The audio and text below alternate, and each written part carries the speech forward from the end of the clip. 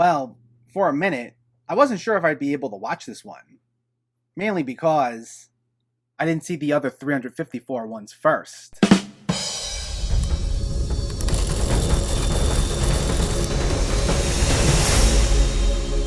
What's going on, everyone? Welcome back to my channel. Today we're talking about a brand new release, The 355. Before we begin, let me know in the comments what your thoughts on this movie were, if you already saw it or if you were planning on seeing it, and make sure to hit that thumbs up button if you like these reviews, as it helps me out immensely by getting my content out there. And if you're new here, I hope you consider hitting that subscribe button so you can stay up to date with reviews of new releases, older films, hidden gems, and so much more on a near daily basis. But let's not waste any more time and let's talk about The 355. This stars Jessica Chastain as a wild-card CIA agent named Mace. When a top-secret weapon falls into mercenary hands, she joins forces with 3 international agents on a lethal mission to retrieve it, while staying a step ahead of a mysterious woman who's tracking their every move.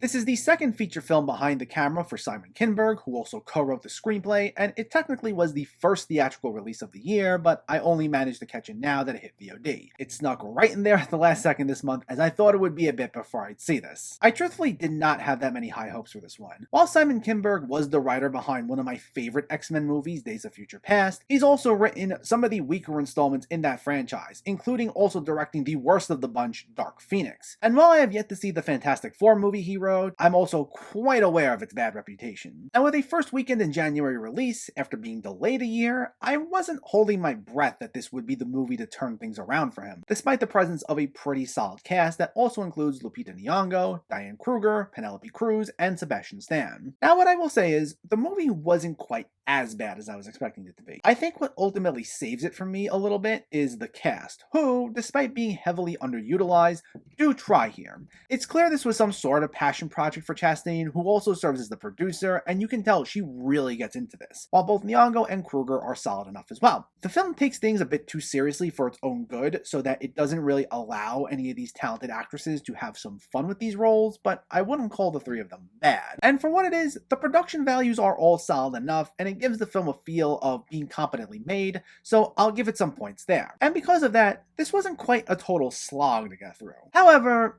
that doesn't mean the movie's exactly good either, and at the end of the day, this is nothing more than a generic, by-the-numbers spy thriller that's about as predictable as they come, and only scratches the surface of whatever concepts it introduces. Much of the film's plot is driven by this MacGuffin of some drive that's supposedly going to start World War III if it gets into the wrong hands, as they say, though nothing's really done with this. Any names, places, and events this movie references will mostly go in one ear and out the other, as it glosses over any specifics as soon as it brings them up, with the film being chock full of vague, clunky dialogue that's certainly not the worst I've heard, but I also think part of that is just because you have A-list talent elevating it a bit. It's clear a lot of this was used as an excuse to just get these group of women together and kick some ass, which in and of itself can be a lot of fun. You don't need to have an overly complex plot in an action movie like this, as long as you know how to have fun with it. But, as I said earlier, this movie takes itself way too seriously to ever have fun with it. There's no flair to any of the fights, save for a few brief exceptions, and the banter among the characters mainly involves just how most of them don't get along, and they're simply putting their differences aside to work together, with really no personality traits to them whatsoever otherwise. I'm not saying we need rich character development for a movie like this, but we do need a reason to care about these characters, and I felt we barely got that, if at all, other than telling us they have boyfriends or families and we see a few brief scenes here and there with them that really go nowhere. The only exception would be Penelope Cruz, who is by far the most misused of all these talented actors. As the only main character who isn't some secret agent getting unwittingly roped into all this, they attempt to make her something of the emotional core of the group and be the one who's considered the most relatable. However, she spends most of this movie being this fish out of water who's meek and timid and mostly goes on about how she needs to get back to her family.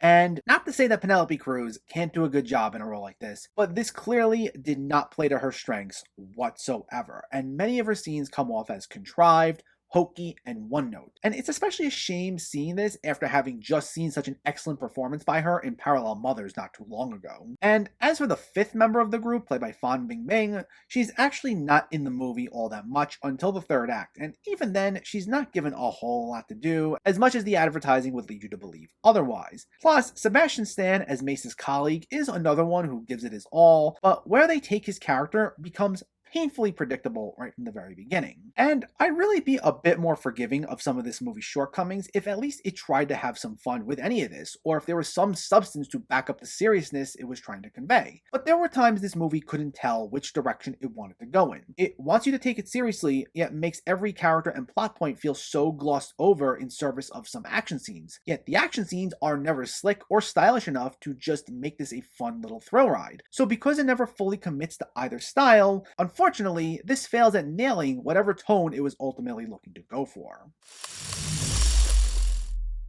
The 355 might not be an absolute train wreck, but it's also not good either. The film brings together so many talented people and ultimately wastes all their talents, as hard as some of them do try to salvage things. The film takes itself way too seriously without offering any substance to give us a compelling story, instead moving things along to get to the action scenes, which I wouldn't call bad, but they're nothing really stylish or inventive either. So the sense of fun this also could have had is lacking. This unfortunately is another miss for Simon Kinberg, and I'd say it's nothing you need to go out of your way for. The 355 gets a 4 out of 10. So let me know, did you see the 355 or are you planning to see it, and what were your thoughts? Did you think this one wasn't that bad? Do you want to see more from Simon Kinberg? Let me know in the comments below so we can discuss. Also, if you enjoyed this video, please give it a like and share it, and for more movie reviews and film discussion, please make sure to hit that subscribe button to stay updated. Thanks for watching everyone, and keep having fun with film.